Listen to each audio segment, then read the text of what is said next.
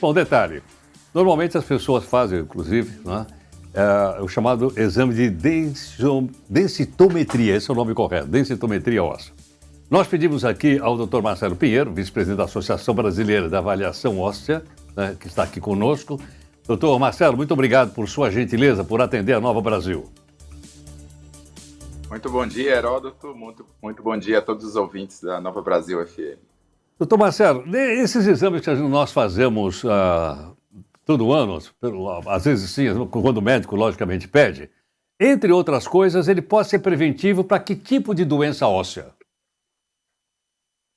A densitometria óssea é padronizada para o diagnóstico precoce da osteoporose. A osteoporose é uma das doenças mais prevalentes, principalmente nas mulheres na pós-menopausa e nos homens acima de 70 anos. Então, o diagnóstico mais preciso é da osteoporose, mas outras condições que levam à fragilidade do osso, o maior risco de fratura, a densitometria também pode ajudar, principalmente em pacientes que têm doenças no fígado, no rim, no coração, que usam medicações como a cortisona.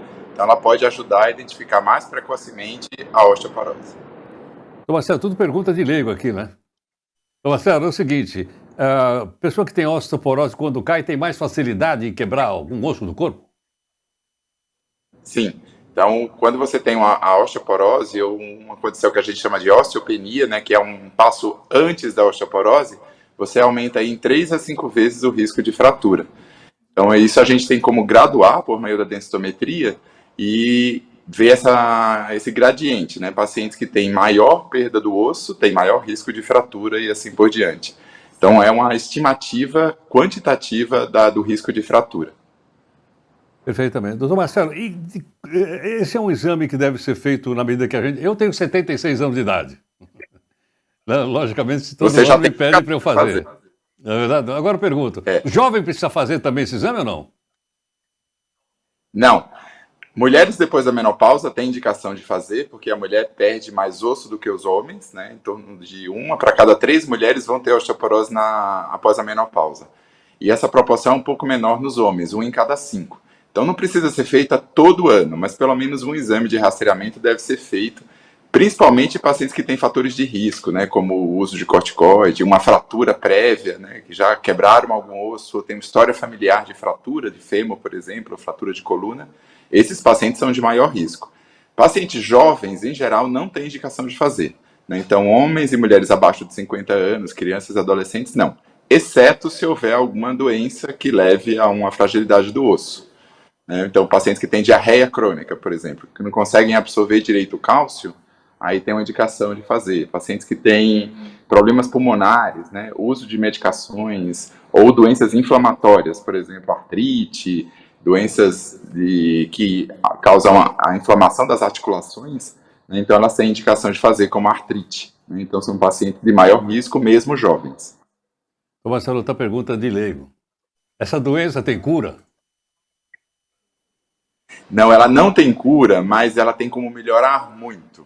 E hoje a gente tem disponibilizado aí, tanto pelo Sistema Único de Saúde quanto pela medicina privada, acesso à medicação que trata a osteoporose. Então a gente tem como minimizar esse risco de fratura.